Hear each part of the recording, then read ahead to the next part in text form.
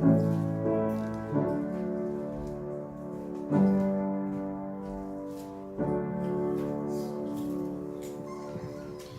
시간 우리에게 주시는 하나님의 말씀은 요한복음 14장 8절에서 17절, 25절에서 27절까지의 말씀입니다. 요한복음 14장 8절에서 17절, 25절에서 27절까지의 말씀입니다.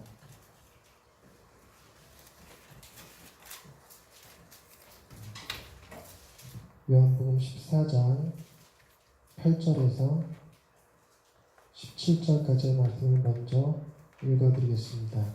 하나님의 말씀입니다. 빌립이 이르되 주여 아버지를 우리에게 보여주옵소서. 그리하면 족하겠나이다.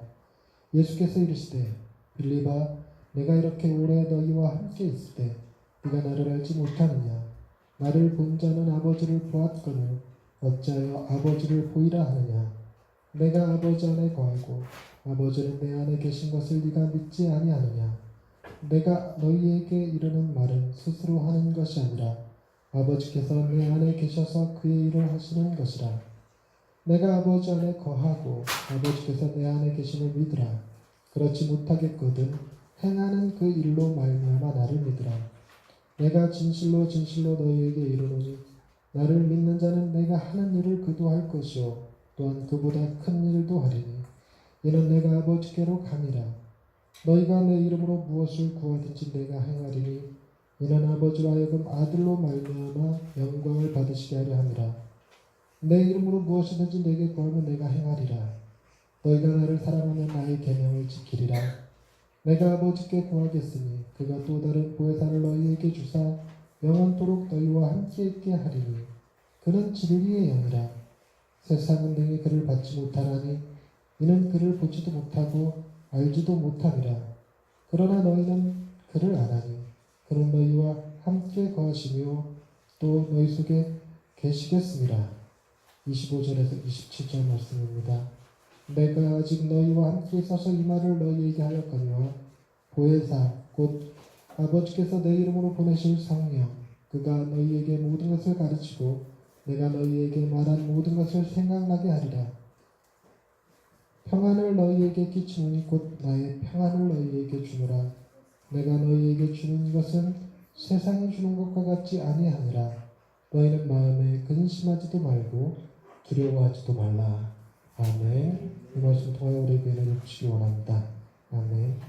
오늘은 성령 강림 주일입니다. 성령 강림 주일이란 예수님께서 부활하시고 승천하신 이후, 그러니까 부활하신 지 50일이 지난 날, 7번의 주일이 지난 그 다음 날이 성령 강림하신 날입니다. 그날을 기념하는 절기인데요.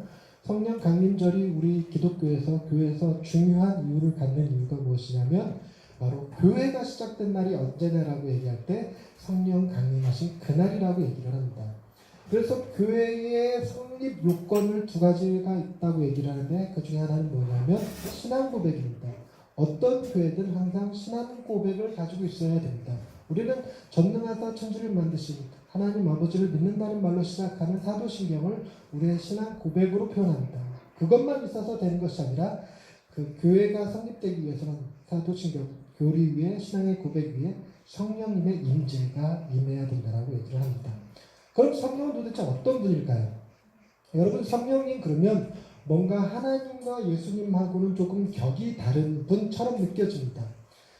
서열상으로 성부 하나님이 제일 높으신 분 같고 그 다음으로 성자 예수님이 2위를 차지할 것 같고 성령님이 왠지 심부름꾼 같은 느낌으로 다가올 때가 있습니다. 이거 굉장히 위험한 발상인데요. 성령님, 예수님, 하나님은 한 분이십니다. 한 분 안에 세 위격이 있다라고 표현을 하는데 위격이라는 말이 너무 어려워서 우리가 가진 언어로는 이해하기가 어렵습니다. 그래서 삼위일체에 대해서는 언급하는 것도 쉽지 않고 이해하는 것도 쉽지 않습니다. 하나님은 한 분이시다라고 얘기하면 성경 본문에서 이해되지 않는 구절들이 정말 많고 하나님은 세 분이시다. 하나님, 예수님, 성령님 세 분이시다라고 말해도 성경에서 이해되지 않는 부분들이 너무 많아서 다른 성경의 여러 구절들을 조화롭게 잘 만들어낸 개념이 삼위일체입니다. 그래서 삼위일체에 대해서는 다음 주에 삼위일체 주의를 지키면서 따로 설명드리기로 하고, 오늘은 성령님이 하나님과 동일하신 분이다라는 것만 이해하고 넘어가겠습니다. 근데 각각의 역할은 조금씩 다릅니다. 우리가 창조에 대해서 얘기할 때 언제나 창조는 하나님과 예수님과 성령님이 같이 행하신 일입니다. 그래서 태초에 하나님이 천지를 창조하신 것이 맞지만 요한복음에는 태초에 말씀이 천지를 창조한 걸로 표현합니다. 그 말씀이 곧 예수님이라고 표현하죠. 하나님의 영이 수면 위에 임하였다라고 말할 때 그 영이 성령님이십니다. 그렇기 때문에 창조 안에는 하나님과 예수님과 성령님이 함께 계시지만 우리가 고백할 때 창조는 하나님으로, 구원은 예수님으로, 그리고 성령님은 또 다른 그분들의 능력으로 표현합니다. 오늘 본문을 통해서 성령님이 우리에게 어떤 분이신지를 언급해주는 단어가 하나 있습니다. 보혜사라고 하는 단어입니다.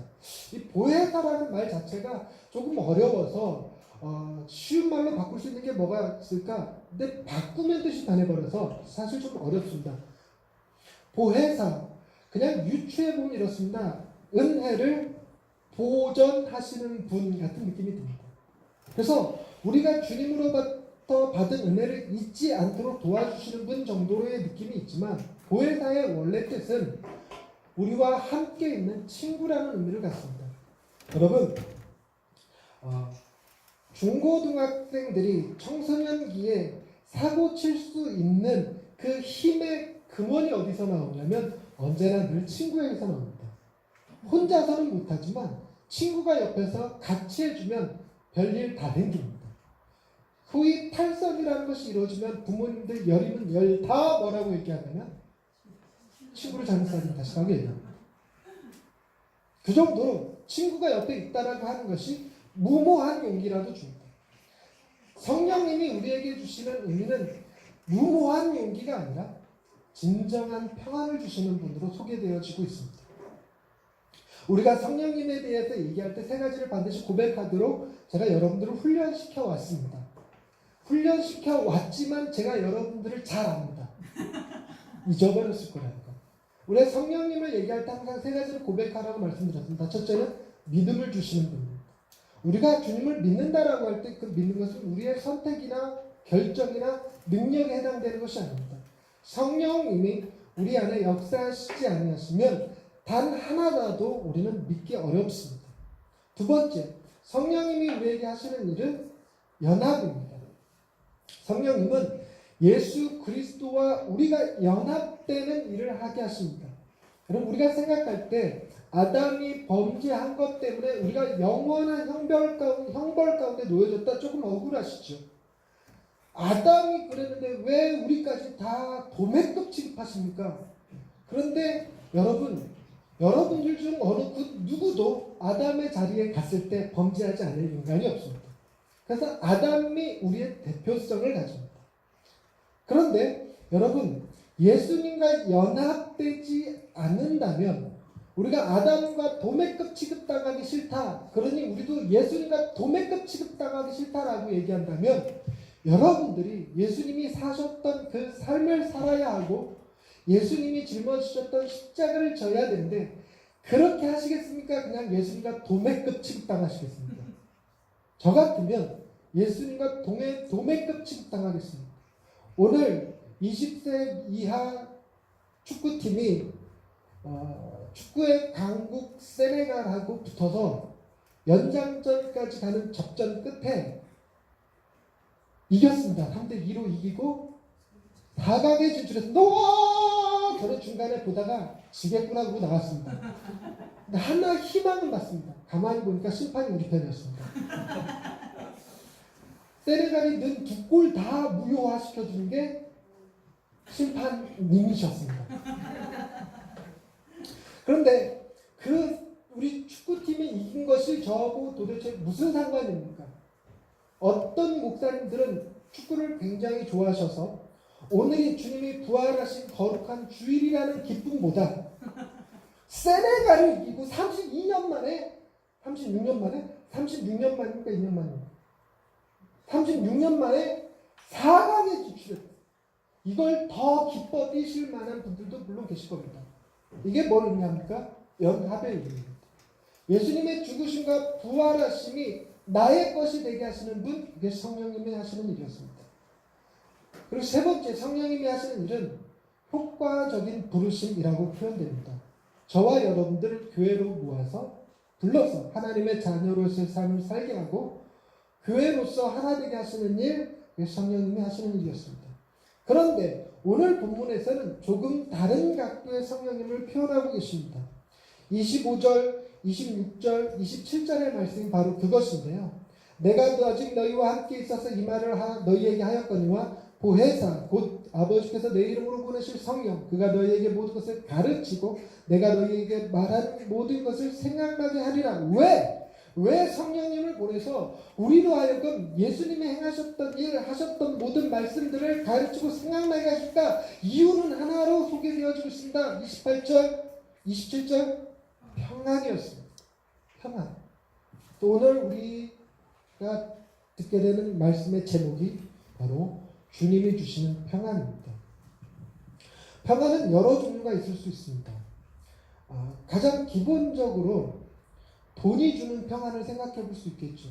여러분, 돈이 없는 것보다 있는 것이 조금은 평안합니다. 그러나 엄밀히 말해서 돈은 평안을 주는 것이 아니라 편안함을 줍니다. 좋은 침대를 살 수 있게 해주지만 좋은 잠을 잘 수 있게 해주지는 않습니다. 좋은 집에서 살 수 있게는 해주지만 행복한 집에서 살게 해주는 것은 아닙니다. 돈이 가져오는 평안에 대해서는 굳이 제가 오늘 이 시간 다루지 않아도 시중에 나와 있는 무수히 많은 책들이 돈이 주는 평안은 가짜라는 사실을 얘기하고 있으니 그 책들만 보셔도 됩니다. 그 책들뿐만이 아니라 굳이 그거 보지 않아도 뉴스에서 나오는 것들 보면 돈이 항상 말썽이 됩니다. 그래서 오늘은 돈이 주는 평안에 대해서 얘기하려고 하지 않습니다. 두 번째, 평안은 이렇게 생각하시는 분들이 있습니다. 의식주의 기본적인 해결이 평안이다라고 생각하시는 분들이 계시죠. 사람들은 욕구가 5단계로 이루어져 있다라고 얘기합니다. 맨 밑에 생존의 욕구가 있고 그 다음에 안전의 욕구가 있고 그 다음에 소속과 사랑의 욕구가 있다라고 얘기하는 게 하위 구조입니다. 그런데 안전의 욕구, 생존의 욕구, 안전의 욕구는 뭐와 관련된 거냐면 의식주의 해결을 의미합니다. 먹고 살 수 있어야 그 다음에 가서 취미도 갖는 거고 먹고 살 수 있어야 그 다음에 여행이라도 가는 거고 먹고 살 수 있을 때 그림 그리는 거고 먹고 살 수 있을 때 음악도 하는 것이다 라고 생각하는 것이죠. 그렇기 때문에 우리는 먹고 사는 문제가 해결되는 것이 곧 기본적인 평안이라고 생각합니다. 그럴 수 있습니다. 그러나 그거 역시 오늘 다루고자 하는 주제는 아닙니다. 어떤 사람은 평안에 대하여 이런 얘기를 합니다. 사업을 하는 사람들에게는 충분한 재정, 돈이 투자할 만한 돈이 충분히 있을 때 마음이 평안하다라고 얘기를 하고 그림을 그리거나 음악을 하는 사람은 끊임없이 떠오르는 영감이 마음을 평안하게 한다고 얘기합니다. 저같이 말씀을 전하는 설교자의 경우는 매주 전하고자 하는 메시지가 끊임없이 쏟을 때 마음이 평안해집니다. 도대체 내일 뭘 얘기하라는 거야? 라는 생각이 드는 순간 토요일 날은 지옥이 됩니다. 참고로 오늘은 평안합니다. 오늘 본문은 예수님께서 최후의 만찬을 하신 이후에 마지막 제자들에게 고별 설교를 하시는 장면입니다. 즉 오늘 이 설교가 16장에서 끝나고 17장에서 대제사장적 마무리 기도를 하시고 18장에 가서 기도하시고 붙잡히시고 십자가에 매달리시고 하는 일들이 벌어집니다. 그런데 예수님께서는 정말 의미심장한 얘기를 하십니다. 지금 이 만찬 이후에 예수님이 십자가에 달려 죽으실 건데 죽는다라고 표현하지 아니하시고 내가 아버지에게로 간다라고 얘기합니다. 그 얘기를 들은 제자들 중 도마가 묻습니다. 5절 말씀입니다. 도마가 이르되 주여 주께서 어디로 가시는지 우리가 알지 못하거늘 그 길을 어찌 알겠사옵나이까? 예수님이 말씀하여 주신 것은 무엇이었냐면 내가 하나님께로 가서 거처를 예비하러 가노니 내가 가는 길을 너희가 안다라는 얘기를 하자 그 길을 도대체 어떻게 하냐고 물었습니다. 이때 주신 예수님의 대답이 참 어떤 의미에서 보면은 명대답이고 어떤 의미에서 보면 대답을 안 하는 것 같이 느껴집니다. 그 길이 어디냐고 물었더니 내가 곧 길이다라고 얘기해버렸어요. 여러분 이것은 그 의미를 깨닫는 사람에겐 진리이지만 의미를 정확히 깨닫지 못하면 이거 무슨 똥개 같더니 뜬구름 잡는 소리야 이렇게 들릴 수도 있습니다. 그런데 예수님께서 내가 곧 길이요 진리요 생명이니 나로 말미암지 않고는 아버지께로 올 자가 없다라고 하면서 아버지 하나님을 언급하자 이번에는 빌립이 묻습니다. 8절입니다. 주여 아버지를 우리에게 보여주옵소서. 그림은 족하겠나이다. 여러분 하나님을 보여달라는 이야기입니다. 사람들은 무엇인가를 보아야지만 믿을 수 있다라는 생각을 갖습니다. 여러분 눈에 제가 보이시지요?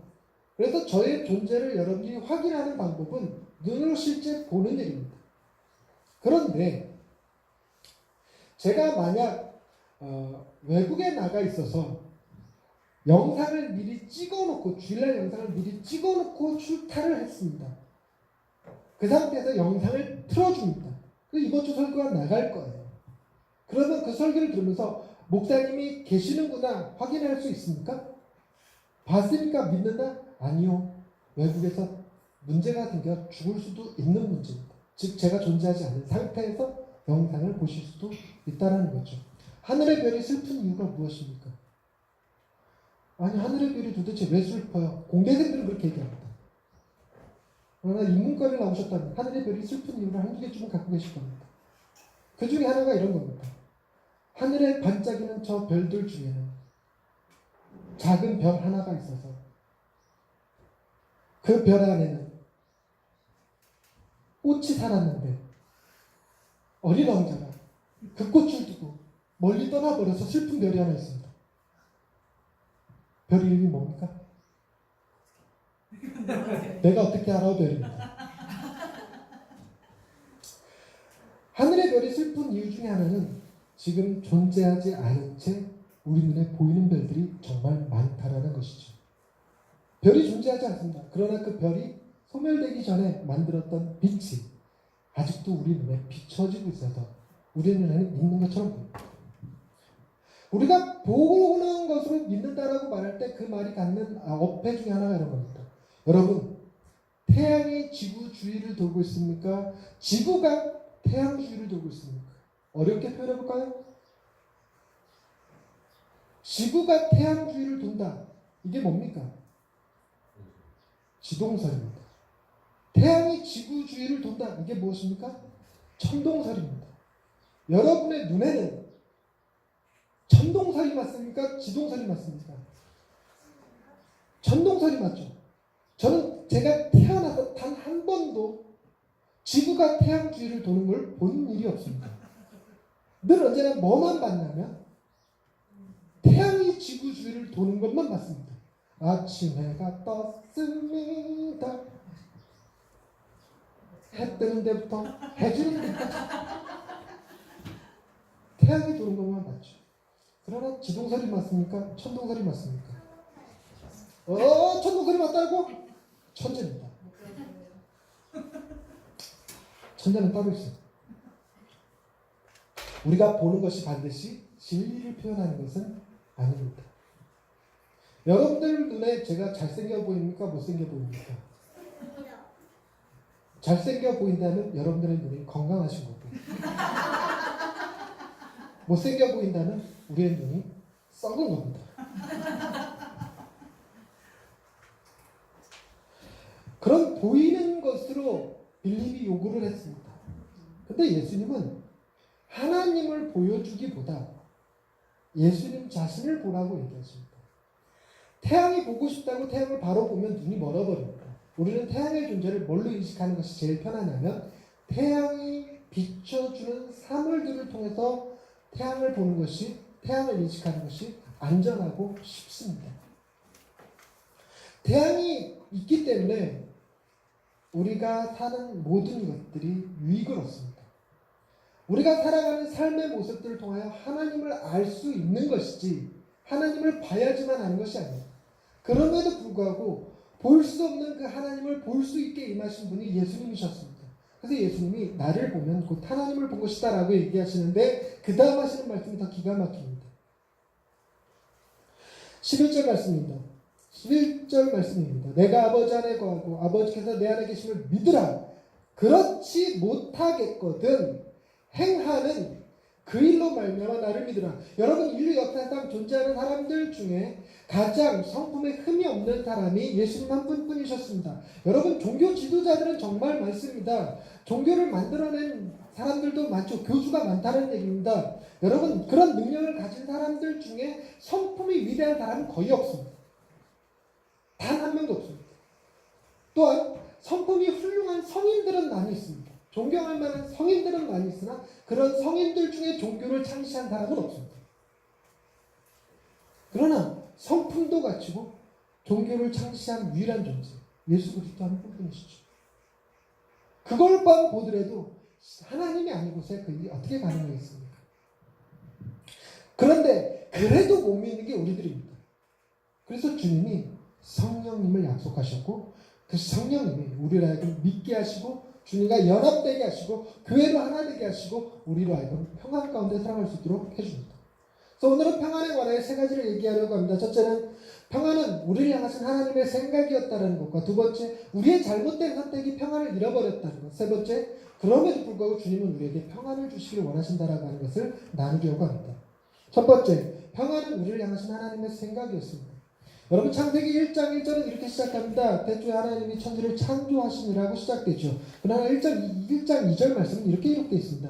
땅이 혼돈하고 공허하며 흑암이 깊음 위에 있고 하나님의 영은 수면 위에 운행하시니라. 여기에 쓰인 단어들 몇 개만 볼까요? 혼돈, 질서가 잡히지 않은 상태, 무질서한 상태가 혼돈입니다. 공허, 여러분도 공허함을 많이 느끼시죠? 아무리 채워도 채워지지 않는 나의 마음을 보면서 내 마음 정말 공허해 라고 느끼는, 그래서 아무것도 없는 상태를 공허라고 합니다. 그 다음에 흑암, 아무것도 볼 수 없는 것, 그것이 어둠이 흑암이죠. 태초에 하나님이 천지를 창조하실 때 땅의 상태가 그랬습니다. 그래서 창조는 곧 무엇이냐면 혼돈된 땅에게 질서를 부여하시고 공허한 땅에게 하나님이 당신의 모든 것들로 채워 넣으시고 그리고 흑암 가운데 있는 그들을 우리를 위해 태양을 만드시고 친히 하나님이 우리에게 빛이 되어주시기도 하셨습니다. 그럼 도대체 하나님은 왜 혼돈 가운데 질서를 부여하시고 공허함 가운데 모든 것을 채워 넣으셨을까요? 이유는 하나입니다. 하나님의 창조의 목적은 어디에 가 있었던 거냐면 마지막 아담과 하와의 창조, 즉 인류의 창조에 있었습니다. 여러분, 우리가 먼저 창조되었다고 생각해 보십시다. 그것도 참 좋을 것 같아요. 딱 창조되어서 하나님께서 혼돈 가운데 질서를 부여하시는 것을 보고 하나님의 말씀으로 땅의 모든 것을 새로 만드시는 것, 씨 맺는 채소, 풀들, 각종의 짐승들, 공중의 새들을 만드는 걸 눈으로 직접 본다면 스펙타클하고 이만한 영화가 없을 것입니다. 그런데 그거 아십니까? 우리가 태어났을 때 아무것도 없으면 심장마비로 죽을 겁니다. 우리 아기들이 태어나기 전에 아기들에게 필요한 모든 것들을 부모가 미리 준비하는 것처럼, 그것은 아이의 평안을 위해서죠. 아이의 평안을 위해서 미리 준비하는 것처럼 하나님 역시 우리의 평안을 위해서 미리 세상 가운데 질서를 부여하시고 모든 만물을 만드셨다는 것입니다. 그런데 여러분, 아담과 하와가 딱 창조되자마자 모든 환경이 다 갖춰져 있습니다. 에덴, 그건 천국의 모형이라고 불려지는 것이죠. 천국의 모형이라는 것에 딱 처음에 눈 떴을 때부터 평안했을까? 여러분, 조금 헷갈릴 수 있습니다. 여러분, 누군가가 여러분들에게 최고급 호텔에서 일주일을 머무를 수 있는 티켓을 딱 주면 그거 가지고 여러분이 평안할 수 있을 것 같습니까? 그것 자체로는 평안을 주지 않습니다. 뭘 알아야 평안을 주는 거냐면 이 티켓을 왜 주는지를 알아야 됩니다. 그래야 비로소 평안을 누리지. 티켓을 받긴 받았는데 가서 일주일 잘 놀다 오긴 왔는데 후불제야. 갚아야 되는 거였어. 그럼 피곤한 겁니다. 우린 그런 불안함이 있습니다. 그래서 아무리 좋은 선물을 받아도 이유를 알지 못하면 평안을 유지할 수 없습니다. 아담과 하와가 바로 그와 같습니다. 그래서 하나님이 하신 일이 무엇이냐면 아담과 하와가 마지막 날 엿새째 되는 날 창조되고 그 다음 날을 안식하셨습니다. 안식하셨다는 말은 우리처럼 하룻밤이 지났다는 얘기가 아닙니다. 이스라엘의 하루는 해가 지면 다음 날입니다. 해가 지면 다음 날. 아담과 하와가 창조되어서 그들이 인식이라는 것을 갖게 돼서 두려움을 갖기 전에 하나님은 그들을 하나님의 안식 가운데로 품으시고 그들에게 하나님이 누군지 너희가 왜 창조되었는지 에덴이라는 곳이 어떤 곳인지 무엇을 해야 되는 곳인지에 대한 지혜를 주셨습니다. 그래야 비로소 평안이 납니다. 그래서 평안에 대한 정의가 뭐냐면 하나님의 안식입니다. 시편 4편에는 다윗의 노래가 나옵니다. 한번 찾아볼까요? 시편 4편입니다. 성경책을 딱 잡고 반으로 쫙 쪼개면 시편 나옵니다. 시편이 안 나왔다면 여러분이 반으로 쪼개지 못했다는 뜻입니다. 시편 4편 말씀입니다.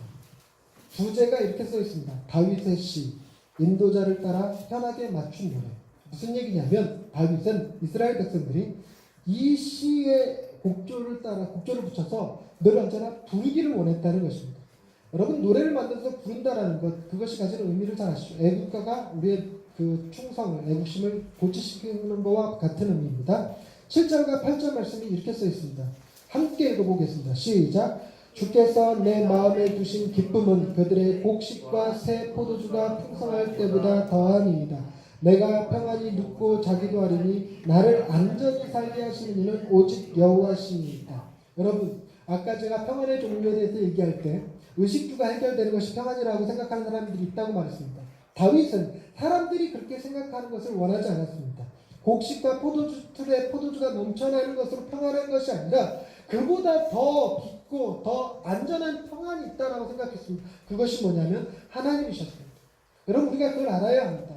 하나님이 우리 안에 계셔서 우리가 평안한 것이지 하나님이 우리에게 채워주시는 에덴의 모든 조건들 때문에 평안한 것이 아니라는 사실을 말합니다. 또 다른 데를 한 번 더 찾아보십시다. 예레미야 29장입니다. 예레미야 참된 시간이 오래 걸릴 거라고 생각을 합니다. 3초 드리겠습니다. 3, 2, 1 때 예레미야 29장의 부제를 보시면 포로에게 보낸 예레미야의 편지라고 쓰여 있습니다. 예레미야가 활동하던 시절은 다윗과 좀 달랐습니다.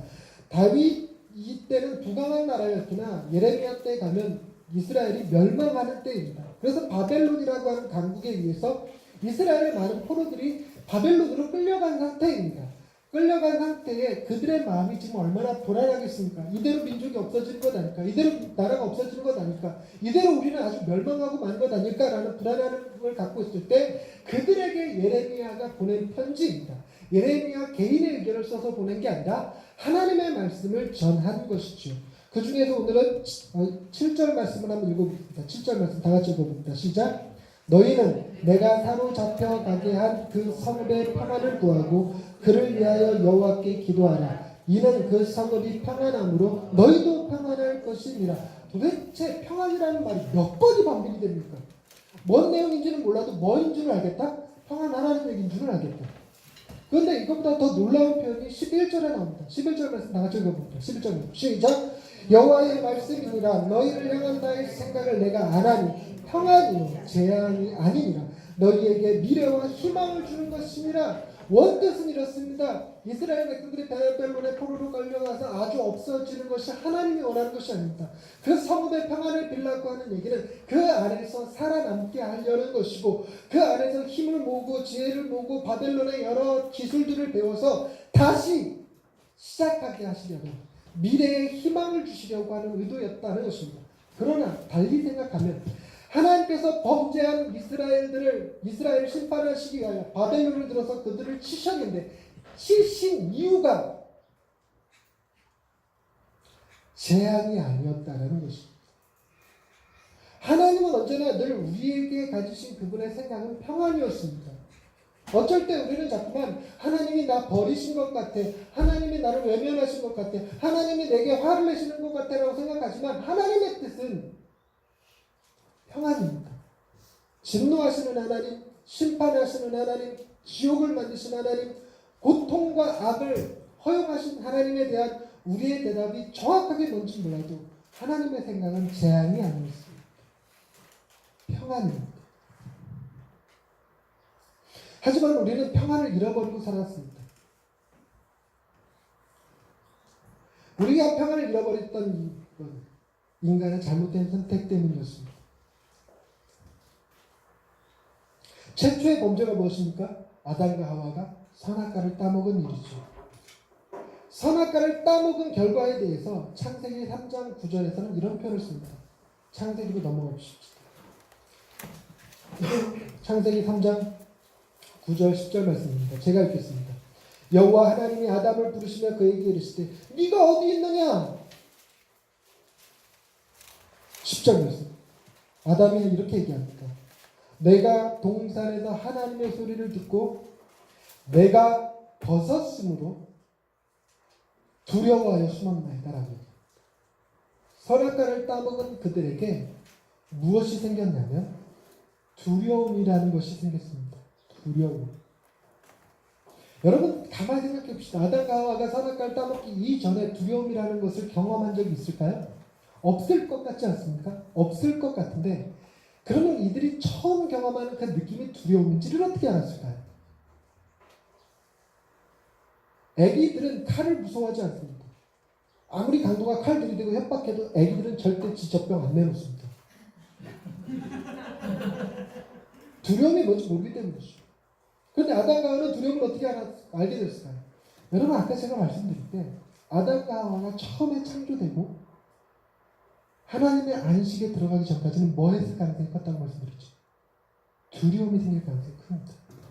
아무리 우리에게 좋은 것이 있어도 그 이유를 알지 못하면 두려움이라는 감정이 생기기 마련입니다. 하나님으로부터 누리는 안식이 사라지는 상태, 그것이 죄의 결과였습니다. 달리 얘기하자면 두려움은 우리가 지은 죄로 인하여 드러나는 것입니다. 그런데 이뿐만이 아닙니다. 아담과 하와가 에덴 동산에서 쫓겨난 이후에 두 자녀를 낳죠. 가인과 아벨이었습니다. 아벨은 하나님이 받으실 만한 제사를 드렸고 가인은 그렇지 못했습니다. 화가 난 가인이 아벨을 쳐서 죽여버렸습니다. 그런데 그 가인을 향한 하나님이 너는 땅에서 유리한 자가 될 것이다. 땅에서 유리한 자. 가인의 직업이 농부였습니다. 농부. 그런데 가인이 받은 벌은 네가 아무리 땅을 이부어도 땅이 너한테 소산을 주지 않을 거야. 그러니 땅에서 네가 살 수 없어. 그래서 땅을 유리하며 방황하며 다니게 될 거야. 땅은 너에게 소산을 주지 않을 거기 때문에. 그런데 가인이 가진 두려움은 자기가 농사에도 먹을 것을 얻을 수 없다라는 것이 아니었습니다. 가인이 이렇게 얘기합니다. 14절, 4장 14절. 주께서 오늘 이 지면에서 나를 쫓아내시온즉 내가 주의 낯을 배웁지 못하리니 내가 땅에서 피하며 유리하는 자가 될지라 무릇 나를 만나는 자마다 나를 죽이겠나이다. 죽음에 대한 공포와 두려움입니다. 죽음에 대한 공포. 여러분 그런데 하나님이 얼마나 은혜로우신 분이신지 아시죠? 아담과 하와가 자기가 뭐 때문에 두렵다고 표현합니까? 벗었으므로 두렵다고 표현합니다. 주님은, 하나님은 그들을 벗은 채 에덴 동산에서 쫓아내지 않습니다. 우리는 애들을 쫓아낼 때 혼자 100개도 쫓아내지만 하나님은 그들에게 가죽 옷을 지어 입혀서 내보내셨습니다. 가인이 지금 땅에서 유리하는 자가 되는 것으로 두려운 것이 아니라 누군가 자기를 죽일 것이라고 하는 것에 공포를 가지니까 하나님이 은혜를 베푸사 그에게 표를 줘서 가인을 죽이지 못하게 합니다. 그게 은혜입니다. 그러나 두려움은 이 정도로 끝나지 않습니다. 여러분 아브라함이 아내 사라가 하나님의 말씀을 따라서 가나안 땅에 들어온 사건을 기억하실 것입니다. 그런데 가나안 땅에 들어서 아담이 행한 범죄, 잘못된 게 있었습니다. 그게 뭐냐면 자기 아내를 아내라 말하지 않고 누이 동생이라고 얘기했습니다. 애굽 땅에서 그랬고 그랄 땅에서 그랬습니다. 근데 그 이유가 뭐냐면 아내가 너무 예뻐서 그렇습니다. 너무 예뻐서 사람들이 자기를 죽이고 자기 아내를 뺏어갈까봐 아내를 아내라 말하지 못하는 상황이었습니다. 저는 어디 가서든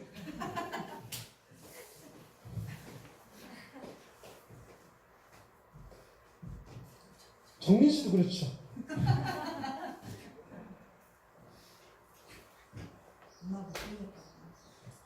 그런데 하나님이 그때마다 아브라함을 도우셔서 사라가 험한 꼴 당하지 않게 해주셨습니다.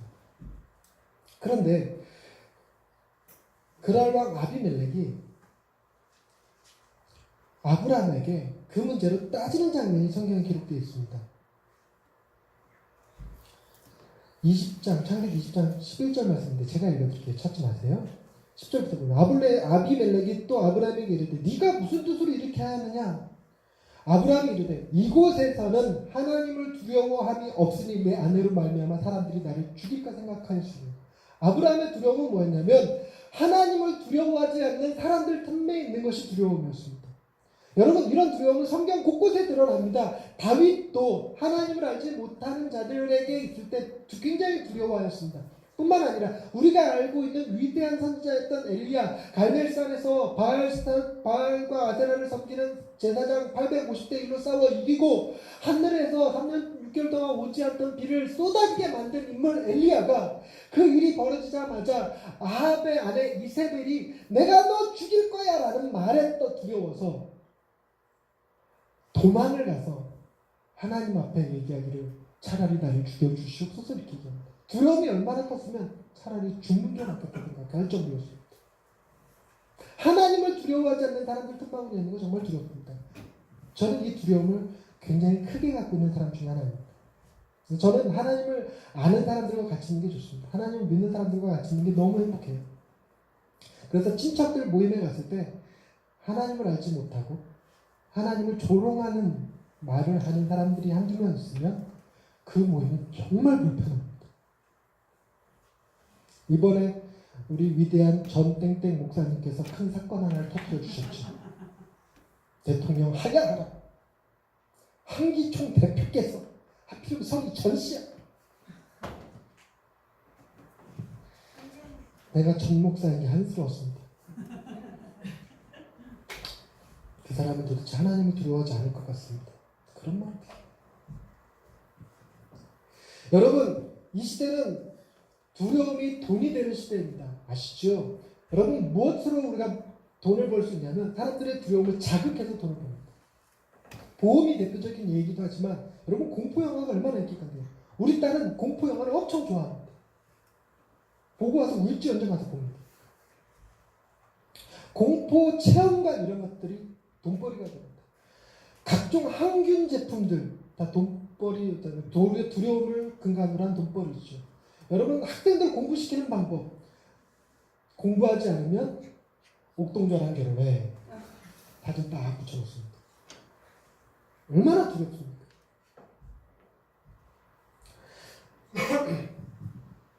하나님께서 범죄한 인간들을 심판하신 사건이 성경에 나오죠. 노아의 홍수입니다. 물로 그들을 다 심판하셨습니다. 그리고 난 다음에 노아가 중재하죠. 하나님 앞에 제물을 드리고 하나님께 약속을 받아냅니다. 내가 다시는 물로 너희를 심판하지 않겠다. 다시는 물로 심판하지 않겠다. 주님 말씀하시면, 하나님이 말씀하시면 말씀대로 될 줄로 믿습니다. 하나님이 말씀하시고 말씀하신 것에 조의를 딱 찍으신 것이 무지개였습니다. 그러나 그 사건 이후에 바벨탑 사건이 벌어집니다. 사람들이 우리가 다시 홍수로 죽는 일이 없게 바벨탑을 높이 쌓아서 만약에 비가 많이 쏟아지면 거기 올라가서 우리가 살자. 사람들은 아무리 하나님이 말씀하여 주시고 무지개를 줘도 무지개를 보는 것이 아니라 하나님의 말씀을 보는 것이 아니라 자신들의 능력을 신뢰하려는 경향이 있습니다. 여러분, 우리가 하나님을 믿기보다 내 직장을 믿는 사람들이 더 많아요. 하나님을 믿기보다 내 통장을 믿는 사람들이 더 많습니다. 여러분, 도대체 어디에서 평안을 누립니까? 하나님을 믿기 때문에 평안을 누리는 것이 아니라 여러분 통장에 있는 돈 때문에 평안을 누리는 사람이 더 많을 것입니다. 이렇게 우리의 평안은 잃어버렸었습니다. 세 번째, 하지만 주님은 우리에게 세상에 줄 수 없는 평안을 주시는 분이십니다. 주님이 이 땅에 처음 오셨을 때 주님이 오신 이 땅은 죽음의 땅이었습니다. 그리고 하나님을 두려워하지 않는 사람들이 다스리고 있는 땅이었습니다. 비록 이스라엘에 오셨지만 그때의 왕은 에돔 족속의 헤롯 왕이었습니다. 전혀 하나님을 두려워하지 않고 그는 로마 황제만을 두려워했습니다. 그래서 예수님이 오셨다는 얘기를 동방박사들로부터 들었을 때 헤롯이 취한 것은 뭐냐면 죽여버려! 죽여버려! 그래서 예수의 위치를 정확히 모르게 된 헤롯이 어떤 짓을 벌이냐면 예수랑 비슷한 나이 때 존재하는 모든 이들을 다 죽여버려! 2살 이하의 어린아이들 싹 다 죽이는